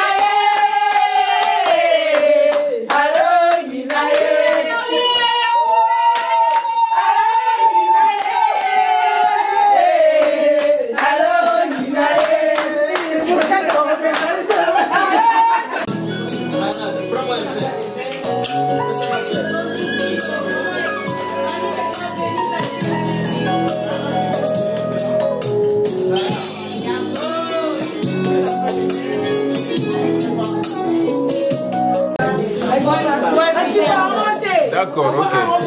Ok.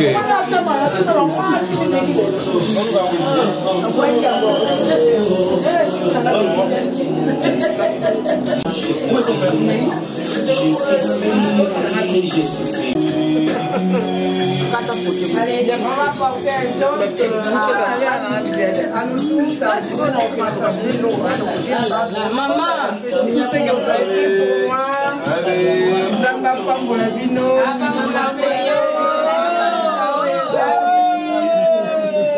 Allez. Allez. Voilà. Bonne fête. Merci. Bonne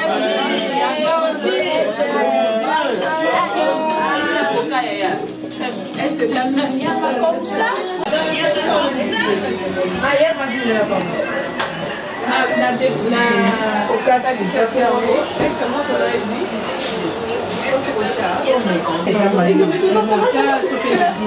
Sinon, l'agence de Demen va récupérer. Ah, mamie, il y a un verre.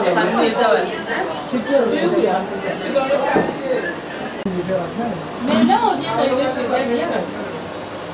Tiens, Bobette, viens. Non, quand tu m'appelais, on était là en pleine. Aujourd'hui, au moins, vous allez être aux accueils de la et au moins, tout le monde est à la place, il y a un champi. Oh, vous avez un champi. On a de retour à l'homme, il est calme. Il y a au moins, tout le monde soutenir, tout ce qui va boulot, vous allez nous soutenir. Parce que Madame la Présidente vient un peu tôt. Madame la Présidente, moi ici, il y a un seul trajet à 8000 km. Il y a pour la cause. Ah oui, c'est vraiment une grande joie. Il y a un moment de retour. Donc, on te donne la peine, on te met la bouche. Ah oui. Les adversaires qui sont dans le regarde le diable qui paye tes épées. Si tu te laisses une minute, tu seras fini.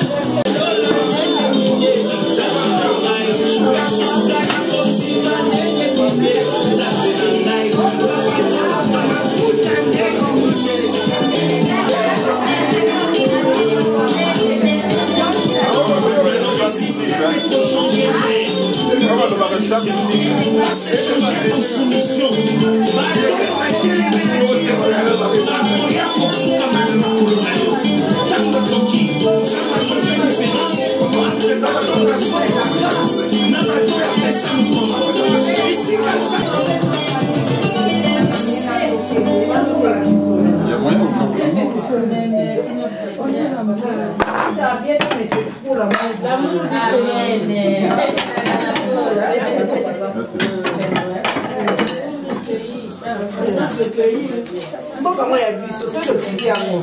Tous les intellectuels, combien de médecins maman, t'étais belle pour servir. Moi, je ne peux pas me faire dans les gars. Nangamba Israela mpole bimie Misika Yesu azake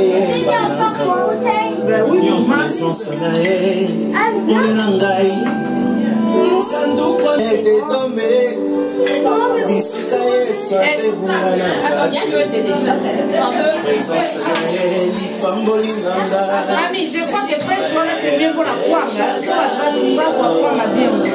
On a qui est côté attention.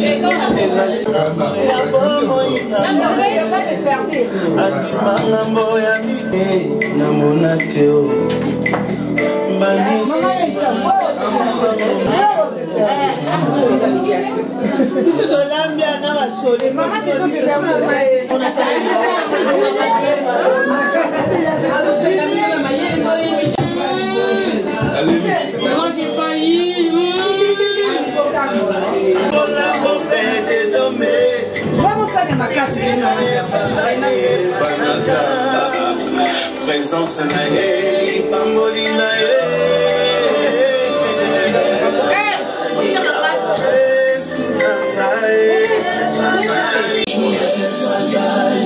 Le mutolingi makambo bomba. Le muto so supporter les sous-sous à béatrice de Satan na vie na yo. Moi ça la geste mon corps. Il est prêt. Il peut encore te réparer. Il peut encore te restaurer. Il peut encore te guérir. Il peut encore te toucher. Il peut encore te pardonner. Il est là. Il est là. Il est là. Jésus est là. Jésus est là. Jésus est là. Jésus est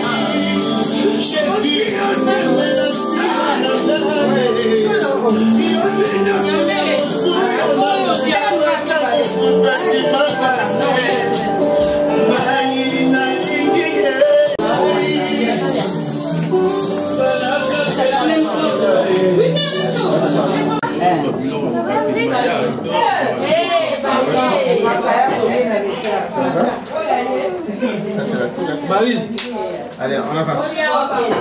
Maryse.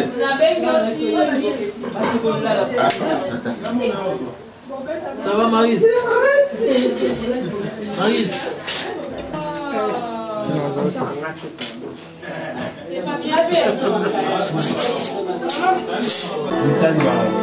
y a belle fille. Mes grandes sœurs qui allaient bien. Viens pas au Condé. Quelle région? Non. Oh, bah, il y a belle fille. Il y a la grande sœur, il y a grande, il y a. Il m'a quand même aussi bien.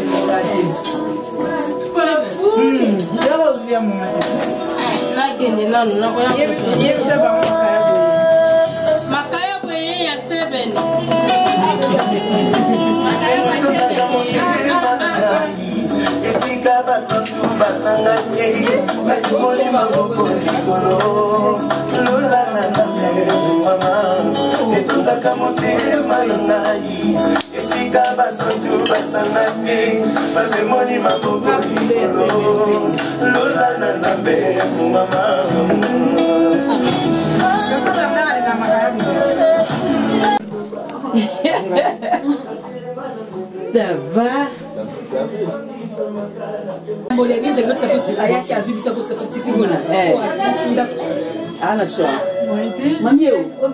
Jeune fille, je lui dis, oui, il y a un téléphone dans la charge. Téléphone dans la charge.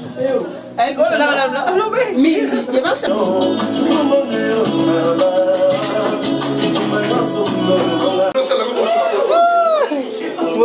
Mikono,